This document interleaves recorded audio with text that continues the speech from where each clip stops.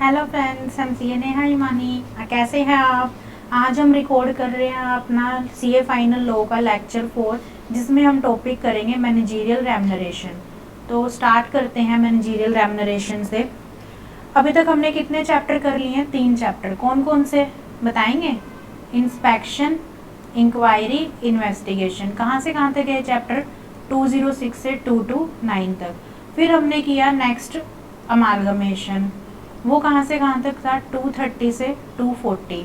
फिर हमने किया नेक्स्ट अपना ऑपरेशन एंड मिसमैनेजमेंट, वो कहाँ से कहाँ तक था? 241 से 246 तक। तो हमने ये 3 चैप्टर कवर अप किए अपने। अब हम करने जा रहे हैं मैनेजरियल रेम्यूनरेशन, जो इसी सीरीज को जोड़ देगा 196 से 205, डायरेक्टर का लास्ट पार्ट। ये मैं पहले क्यों करवा रही हूँ? डायरेक्टर अपना 25 to 30 मार्क्स का आता है पेपर में, 10 to 12 मार्क्स की वेटेज रखता है ये मैनेजरियल रेम्यूनरेशन।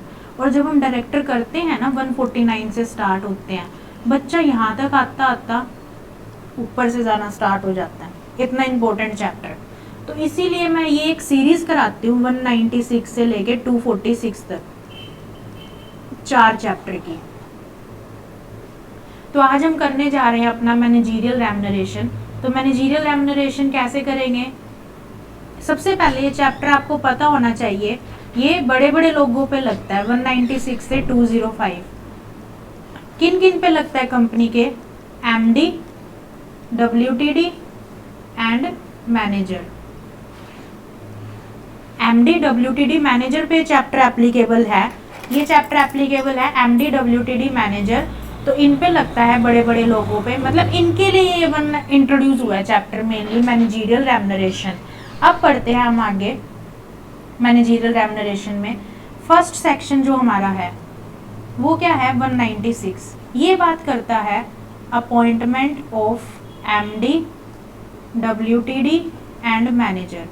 इन 3 की अपॉइंटमेंट की बात करता है, सिर्फ अपॉइंटमेंट के बारे में बताता है। ये क्या बोलता है कि या तो कंपनी में एमडी हो सकता है या मैनेजर हो सकता है, मतलब एक म्यान में 2 तलवारें नहीं हो सकती। या तो आप एमडी अपॉइंट कर सकते हो या मैनेजर अपॉइंट कर सकते हो, क्योंकि दोनों सेम लेवल के रहते हैं। ये जो एमडी, डब्ल्यूटीडी, मैनेजर है, ये कितने टाइम के लिए अपॉइंट होते हैं? 5 ईयर के लिए, मैक्सिमम 5 ईयर के लिए अपॉइंट होते हैं। 4 साल बाद इन पे कूलिंग पीरियड किसी तरह का एप्लीकेबल नहीं होता। 4 साल बाद इनको फिर से रीअपॉइंट कर दिया जाता है, मतलब कि इनकी टर्म की एक्सपायरी से 1 साल पहले इनको फिर से रीअपॉइंट कर दिया जाता है, अगेन 5 ईयर्स के लिए। क्योंकि कंपनी के बड़े बड़े लोग हैं, इन पे कोई किसी तरह का कोई कूलिंग पीरियड नहीं होता, तो ये मैक्सिमम 5 ईयर्स के लिए अपॉइंट होते हैं। हम अपने आर्टिकल में ऐसे मेंशन नहीं कर सकते कि लाइफ टाइम के लिए अपॉइंट कर रहे हैं इनको।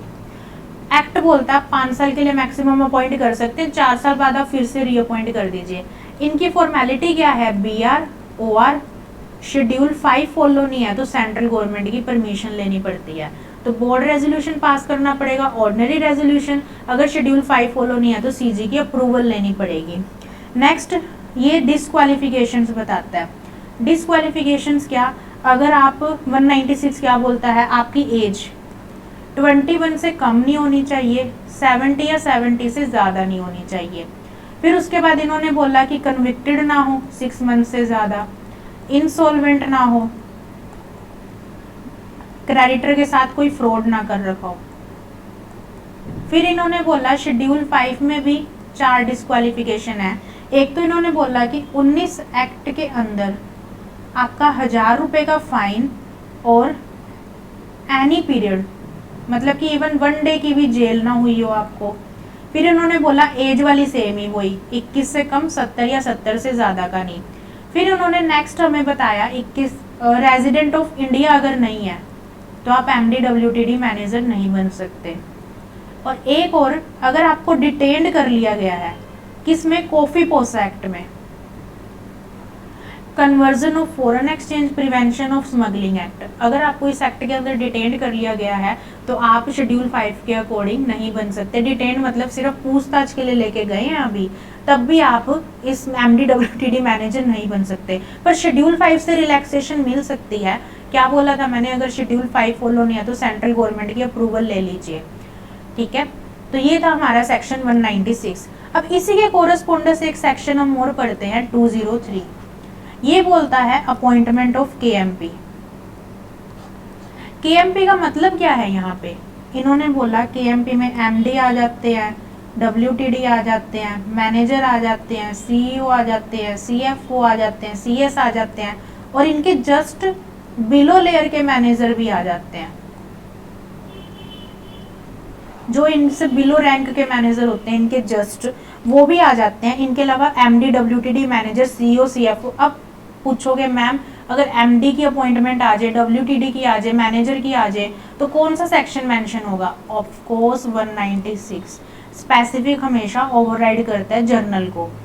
ये सेक्शन क्या बोलता है? ये सेक्शन सिलेक्टेड कंपनी पे लगता है। Listed company, unlisted public company जिसकी paid up share capital 10 crore या उससे ऊपर है, प्राइवेट कंपनी सिर्फ होल टाइम सीएस के लिए। मतलब इन्होंने बोला सभी केएमपी रखने जरूरी नहीं है प्राइवेट कंपनी को, ओनली होल टाइम सीएस रखना है अगर उसकी paid up share capital 10 crore या उससे अबव है। ओके, फिर उसके बाद ये सेक्शन कहता है ओनली बीआर पास करना है। अगर केएमपी की अपॉइंटमेंट करनी है तो ओनली बीआर लगेगा। कैजुअल वैकेंसी हो जाती है तो 6 मंथ्स में मैंडेटरी फिल करनी है आपको। मतलब ये कंपनी के बड़े बड़े लोग हैं, इनके बिना कंपनी नहीं रन कर सकती। अगर कैजुअल वैकेंसी हो जाती है तो 6 महीने के अंदर अंदर मैंडेटरी फिल कीजिए। फिर उसके बाद ये सेक्शन बोलता है 70 ईयर या उससे ज़्यादा का अपॉइंट कर सकते हो आप। आपके पास 2 ऑप्शन है, या तो आप एसआर पास कर लीजिए या फिर ओआर प्लस सेंट्रल गवर्नमेंट की परमिशन ले लीजिए। तो 70 से ऊपर का आप अपॉइंट कर सकते हो। फिर उसके बाद 2 कंपनी का अगर एमडी बनना है तो यूबीआर लगेगा, यूनैनिमस बोर्ड रेजोल्यूशन। अगर 2 कंपनी का डब्ल्यूटीडी बनना है तो दूसरी कंपनी सब्सिडरी होनी चाहिए। तो ये था हमारा 203। अभी तक मैंने 2 सेक्शन कराए आपको, 196, 203। 196 appointment of MD, WTD, manager, BR, OR, schedule 5 follow नहीं है तो सीजी का अप्रूवल। एक कंपनी में या तो एमडी होगा या मैनेजर होगा। टेन्योर 5 इयर्स का, 4 इयर्स बाद इनको दोबारा रीअपॉइंट कर दिया जाता है। कोई कूलिंग पीरियड नहीं है इनका, लाइफ टाइम के लिए हम अपॉइंट कर नहीं सकते इनको। डिस्क्वालिफिकेशन है, 21 से कम का नहीं होना चाहिए, 70 या 70 से ज़्यादा का नहीं होना चाहिए। कन्विक्शन ना हो 6 महीने से ज़्यादा की, इंसॉल्वेंट क्राइटेरिया के साथ फ्रॉड ना कर रखा हो, 19 एक्ट में 1000 रुपये का फाइन या 1 दिन की भी जेल ना हो इनको, रेजिडेंट ऑफ इंडिया अगर नहीं है तो भी नहीं, और डिटेंड ना कर रखा हो स्मगलिंग एक्ट में। 203 बोलता है अपॉइंटमेंट ऑफ केएमपी। केएमपी की अपॉइंटमेंट कौन कर सकते हैं? बीआर पास करके बोर्ड ऑफ डायरेक्टर। केएमपी में आते कौन कौन है? ये 3 तो आएंगे, MD, WTD, manager, CEO, CFO, CS. इनके जस्ट बिलो लेयर के मैनेजर भी आ जाते हैं। किस कंपनी पे एप्लीकेबल है ये? Listed company, unlisted public company जिसकी paid up share capital 10 crore या उससे ऊपर है, private company whole time CS के लिए paid up share capital 10 crore या उससे ऊपर। फिर उसके बाद ये बोलता है कैजुअल वैकेंसी मैंडेटरी फिल करनी पड़ेगी 6 महीने के अंदर अंदर। 2 कंपनी का एमडी बनना है, यूबीआर लगेगा। 2 कंपनी का डब्ल्यूटीडी बनना है, सब्सिडरी कंपनी होनी चाहिए। 70 या 70 से ऊपर का अपॉइंट करना है तो एक तो एसआर की रिक्वायरमेंट है, अगर एसआर पास नहीं हो रहा तो ओआर प्लस सीजी ये करवा लीजिए। तो ये थे हमारे 2 सेक्शन 196 एंड 203। नेक्स्ट आता है हमारा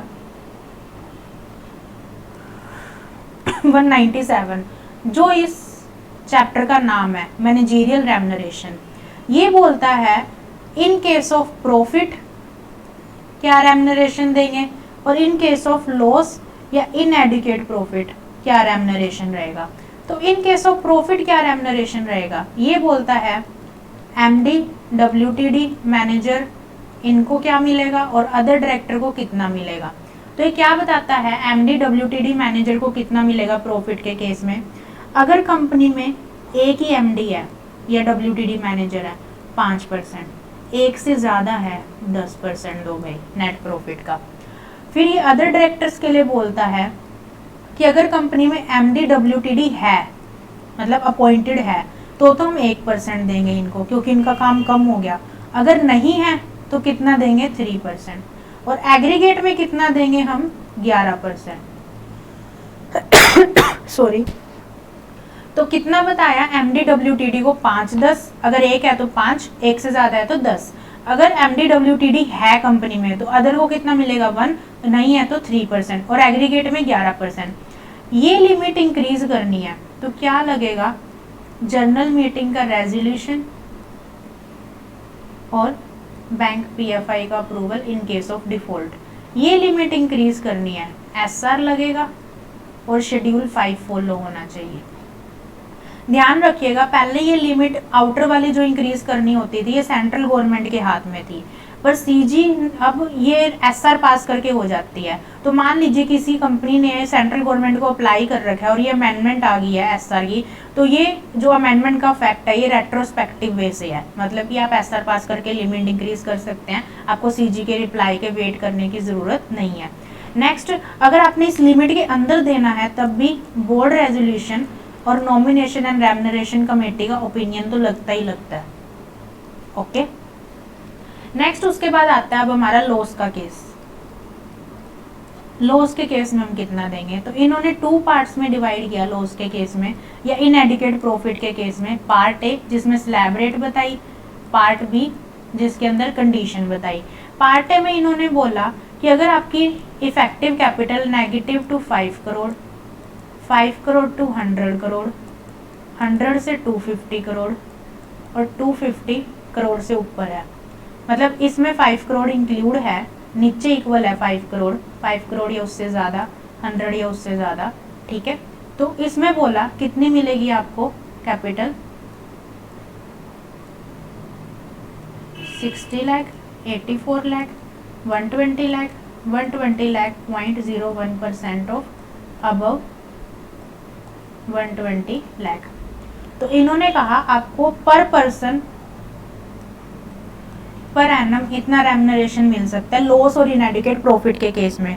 स्लैब रेट दे रखी है अपने को 197 सेक्शन अलोंग विद शेड्यूल 5 में, तो हमें ये फॉलो करनी है।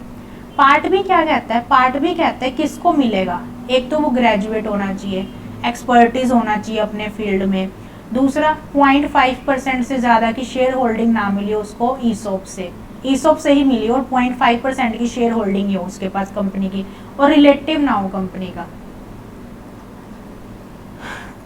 इस बार की अमेंडमेंट क्या बोला गया, इन्होंने एक स्लैब रेट और दे दी, किसके लिए, अदर डायरेक्टर के लिए। इन्होंने बोला कि अब अदर डायरेक्टर्स को भी रेम्यूनरेशन मिल जाएगा। MD/WTD मैनेजर के लिए तो थी स्लैब रेट, अदर डायरेक्टर्स के लिए और डाल दी, और अदर डायरेक्टर्स के लिए 12, 17 lakh, 24 lakh, 24 lakh plus 0.01% of above 24 lakh. तो ये डाली इन्होंने कि अदर डायरेक्टर्स के लिए 12 लाख, इसी के कोरस्पोंडेंस 12 लाख, 17, 24 और 24 lakh plus 0.01% of above 24 lakh. तो ये स्लैब रेट दी इन्होंने अदर डायरेक्टर्स के लिए भी, तो कैलकुलेशन आ सकती है। और इसमें बच्चा सबसे बड़ी मिस्टेक पता है क्या करता है, ये चीज़ है करोड़ में और ये चीज़ है लाख में। बच्चा क्या करता है, जब 250 करोड़ को 0.01% से करता है तो वो आंसर आता है करोड़ में और उसको ऐड कर देता है डायरेक्ट 120 लाख में। मेजर मिस्टेक और बहुत सिली मिस्टेक, तो ये ध्यान रखिएगा। ओके, तो फिर 197 कुछ और भी बोलता है, अगर बाय मिस्टेक आप सैलरी ले गए हैं तो ये बोलता है 2 साल के अंदर अंदर रिवर्ट बैक करवाओ। अगर वेव ऑफ करना चाहती है कंपनी तो क्या बोलता है, एसआर पास करो, बैंक पीएफआई का approval in case of default. दूसरा इन्होंने बोला कि इस परसेंटेज का पार्ट नहीं बनता इंश्योरेंस प्रीमियम, इंश्योरेंस प्रीमियम इस परसेंटेज का पार्ट नहीं बनता। अगर गिल्टी ऑफ फ्रॉड पाया गया डायरेक्टर तो इंश्योरेंस प्रीमियम इस परसेंटेज का पार्ट बन जाएगा रेम्यूनरेशन का आपकी, फिर कंपनी सेपरेटली आपका प्रीमियम पे नहीं करेगी। फिर उसके बाद इन्होंने बोला प्रोफेशनल कैपेसिटी में मिलने वाला रेम्यूनरेशन भी इसका पार्ट नहीं बनता। प्रोफेशनल कैपेसिटी मतलब मैं अपनी पर्सनल कैपेसिटी में एज पर प्रोफेशनल कोई डायरेक्टर के अलावा कोई सर्विस दे रही हूँ कंपनी को, मेरे पास वैलिड डिग्री है उसकी, तो मैं प्रोफेशनल कैपेसिटी में रेम्यूनरेशन लेके जा रही हूँ, तो डायरेक्टर का रेम्यूनरेशन जो मुझे मिल रहा है वो उसका पार्ट नहीं बनेगा। और साथ में एनआरसी का ओपिनियन लगता है जब मैं प्रोफेशनल कैपेसिटी का रेम्यूनरेशन लेती हूँ तो, ठीक है। तो ये था हमारा सेक्शन 197। अब आते हैं 198। 198 नेट प्रॉफिट की कैलकुलेशन का है। ये सेक्शन बोलता है कि जो आप परसेंटेज लगाते हो 1%, 5%, 10% वाली, ये नेट प्रॉफिट पे लगाते हो, तो नेट प्रॉफिट कौन सा उठाना है, डेबिट करने हैं ऑर्डिनरी कोर्स ऑफ बिजनेस के एक्सपेंसेस, क्रेडिट करनी है ऑर्डिनरी कोर्स ऑफ बिजनेस की इनकम, जो नॉन ऑर्डिनरी है वो डेबिट क्रेडिट नहीं होंगे। तो इस पे स्टडी मैट में एक क्वेश्चन है लास्ट सेकंड, तो वो सोल्व करना है आपको, उसमें नेट प्रॉफिट कैलकुलेट करके बताना है। 199 बोलता है फ्रॉडुलेंट मैनर में अगर सैलरी ले गया, ध्यान रखिएगा बाय मिस्टेक ले गया तो कौन डील करता है, 197। फ्रॉडुलेंट मैनर में ले गया तो 199 कहता है इमीडिएटली रिवर्ट बैक करवाओ, जैसे ही आपको पता लगा इमीडिएटली रिवर्ट बैक करवाओ।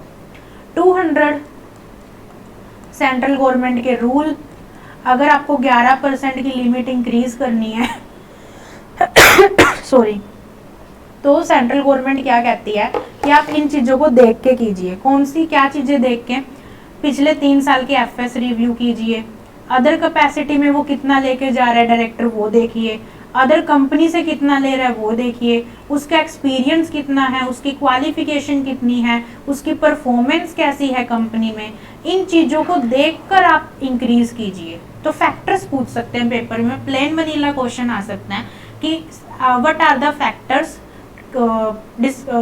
फैक्टर्स लुक इनटू बाय शेयर होल्डर्स या members for increasing the limit of remuneration. 201 के तार जुड़े हैं 196 से। 196 में आपको मैंने क्या फॉर्मेलिटी बताई थी, PROR शेड्यूल 5 फॉलो नहीं है तो CG का अप्रूवल। तो जो CG का अप्रूवल लेना होता है ना, तो उसके लिए managerial remuneration form number 2 file होता है और न्यूज़पेपर में अनाउंसमेंट होती है, तो वही बताता है 201। 202 अगेन इंपॉर्टेंट सेक्शन, कंपनसेशन किनको जाएगा, MD WTD मैनेजर को, MD WTD मैनेजर को कंपनसेशन जाएगा इन्हीं 3 को। ये सेक्शन बताता है कितना अमाउंट का जाएगा, कितना टेन्योर का जाएगा और किनको नहीं जाएगा। तो पहले ये बात कर लेते हैं किनको नहीं जाएगा। किनको नहीं जाएगा, जो विलफुली रिजाइन कर गए हैं कंपनी से, खुद ही छोड़ के गए हैं भाई, काय का कंपनसेशन। कंपनी रिकंस्ट्रक्शन में गई है और उनको नई पोस्ट मिल गई है दूसरी कंपनी में, जब नई पोस्ट ही दे दी आपको तो कंपनसेशन किस चीज़ का, अगर पोस्ट नहीं दी तो कंपनसेशन देना पड़ेगा फिर आपको। फिर उसके बाद आपने कंपनी में ऐसी सिचुएशन क्रिएट की है कि आपको कंपनी को रिमूव करना पड़ा, मतलब आप खुद ही ऐसे काम कर रहे हो, या आपकी वजह से कंपनी वाइंडिंग अप में चली गई है, या 164 167 की डिस्क्वालिफिकेशन हुई है आप पे, या फिर आप गिल्टी ऑफ फ्रॉड पाए गए हो। ये फ्रॉड प्रूफ होना चाहिए। अगर एलिगेशन है ना सिर्फ, तो आप कंपनसेशन नहीं रोक सकते सामने वाले का। और ध्यान रखिएगा, अगर कंपनसेशन गलती से प्ले पे हो गया, मतलब फ्रॉडुलेंट मैनर में ले गया है, तो क्या आंसर आएगा, can't recover back. Company compensation recover back नहीं करा सकती। 3 चीजें हैं, सैलरी बाय मिस्टेक ले गया 197 डील करेगा, सैलरी फ्रॉडुलेंट मैनर में ले गया 199 डील करेगा, कंपनसेशन फ्रॉडुलेंट मैनर में ले गया 202 डील करेगा। ठीक है, अब आते हैं हम टेन्योर पे। तो रिमेनिंग पीरियड लेफ्ट और 3 year which ever is lower, इतना कंपनसेशन मिलता है। मान लीजिए 5 साल की सर्विस थी, 4 साल की दी, 1 साल रह गया और 3 year which ever is lower, 1 साल का कंपनसेशन मिलेगा। 5 साल की सर्विस थी, 1 साल काम किया, 4 साल रह गए, 3 year which ever is lower, 3 year का कंपनसेशन मिलेगा। अमाउंट कैसे कैलकुलेट करेंगे, तो जितना सर्व कर दिया पीरियड और 3 year which ever is lower, उतनी सैलरी उठाएंगे। ये एग्जाम्पल में मैंने कितना सर्व किया था, 4 साल और 3 ईयर, मतलब मैं 3 साल की एवरेज सैलरी ले लूंगी और मल्टीप्लाई कर दूंगी, क्योंकि 1 साल का कंपनसेशन देना है। और दूसरे एग्जाम्पल में मैंने 1 साल ही काम किया है कंपनी में और 3 year which ever is lower, तो 1 ईयर की सैलरी उठा लूंगी और 3 साल से गुना कर दूंगी मल्टीप्लाई, क्योंकि 3 साल का कंपनसेशन देना है। तो ऐसे अमाउंट और टेन्योर कैलकुलेट होता है 202 में। नेक्स्ट आता है 203, हम कर चुके हैं अपॉइंटमेंट ऑफ KMP। 204 एंड 5 दोनों CS पे हैं, पर दोनों CS अलग अलग है। 204 बोलता है अपॉइंटमेंट ऑफ CS। ये क्या बोलता है, आपको CS रखना पड़ेगा कंपनी में। 203 वाला नहीं, 203 वाला जो था वो होल टाइम CS था, ये एक्सटर्नल CS की बात हो रही है। तो लिस्टेड कंपनी को रखना पड़ेगा, अनलिस्टेड पब्लिक कंपनी 50, 250 और 100। 50 paid up share capital, 250 turnover, और एनी कंपनी जिसकी बोरोइंग 100 करोड़ या उससे ऊपर की है। ये इंट्रोड्यूस लास्ट अटेम्प्ट ही हुआ था, पहले 50, 250 था। तो लिस्टेड 50, 250 और 100, तो इन पे इनको CS रखना जरूरी है। Next 205 function of CS, normal section है, ये होल टाइम CS की बात कर रहा है 203 में जो हमने अपॉइंट किया था।